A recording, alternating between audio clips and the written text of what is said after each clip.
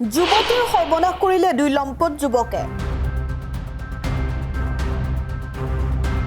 বজালিৰ আনন্দপুৰত পৈশাচিক ঘটনা বান্ধৱীৰ ঘৰৰ পৰা ঘূৰি আহোতে বেবিলন পাটগিৰি আৰু উপকুল দাস নামৰ দুই যুৱকে শ্লীলতা হানি কৰে এগৰাকী সুৰক্ষীৰ যুৱতীগৰাকী চৌধুৰী পাৰা পানী খাইটিৰ বুলি জানিব পৰা গৈছে বান্ধৱীক ঘৰত থৈ ঘূৰি আহোতে সংঘটিত হয় এই পৈশাচিক ঘটনা এই যুৱকে বাটা গছি যুৱতীগৰাকীক অজ্ঞাত স্থানলৈ লৈ যায় পিছত বলপূৰ্বক শাৰীৰিক সম্পৰ্ক কৰি তাতে যুৱতীগৰাকীক এৰি থৈ যায় ইতিমধ্যে ঘটনা সন্দৰ্ভত পাটাছাৰকুছি থানাত এজাহাৰ দাখিল কৰে যুৱতীৰ মাতৃয়ে ইপিনে লম্পট যুৱক দুজনৰ সন্ধানত পাটাছাৰকুছি আৰক্ষীয়ে অভিযান চলাইছে তাই লগৰ ঘৰক গৈছিল থবা যাতে তাই আহাতে তাইক খেই গৈছিল ল'ৰা দুটাই কিন্তু দুটাই কৰা নাই এটাই গুচি আহিছে 1000 এটাই সেই কৰি মাথন তাইক খেলে থৈ গুচি আহিছে তাতে পাথাৰৰ মাজতে খেলে থৈ আহিছে পাছত তাৰপিছত তাই চিনি নাপায় নহয় চিনি নাপোৱাৰ কাৰণে তাই নিজে উঠি মাথন মানুহ একজনক লাগ পালাক এই মুছলিম মানুহ আন্ধাৰে আহিছে এতিয়া লাগ পাইছে কৈছে যথা মোক নিতান্দত দি থৈ আহক হে কিয় তাত অমিনা নিতান্দটো বহুত দূৰ মইতো তক থবা যাবা নোৱাৰোঁ তো কক আহিছিলি মই লগৰ আপীৰ ঘৰত আহিছিলোঁ সেনেকৈ কৈছে তাৰপিছত তোৰ লগৰ আপীকৰ আগবাঢ়ে নেদলাক সেনেকৈ কৈছে কথাটো দিছে কিন্তু চকতে আগবাঢ়ে দিছে জকলৈকে দিবা তাকলৈকে নেদলা মানে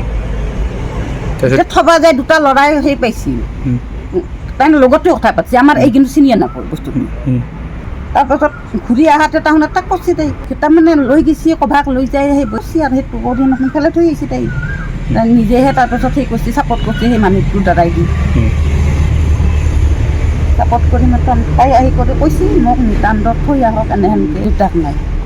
আপোনাৰ ঘৰত কাম কৰে মই কাম বন কৰোঁ এনেকৈ কাম নকৰিলে কি কৰিছোঁ মানে এটাই ল'ৰা মই আৰু তাই বয়স 16 এতিয়া 17 বছৰত সোমাল বজালিৰ পৰা মৃন্ময় ৰয়ৰ ৰিপৰ্ট অসম টাইম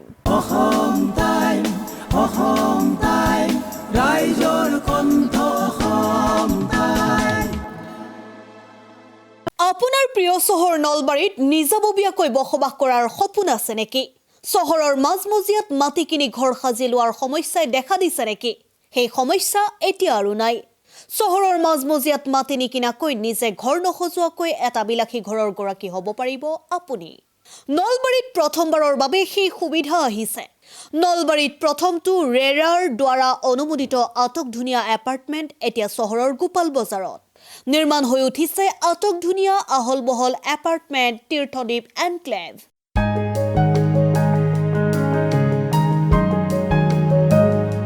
চহৰৰ গোপাল বজাৰৰ DIC পথত নিৰ্মাণ হৈ উঠিছে তীৰ্থদ্বীপ এনক্লেভ এপাৰ্টমেণ্ট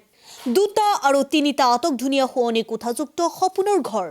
যথোপযুক্ত গাড়ী পাৰ্কিঙৰ সুবিধা নিৰিবিলি পৰিৱেশ যাতায়াত আৰু যোগাযোগৰ উপযুক্ত সুবিধা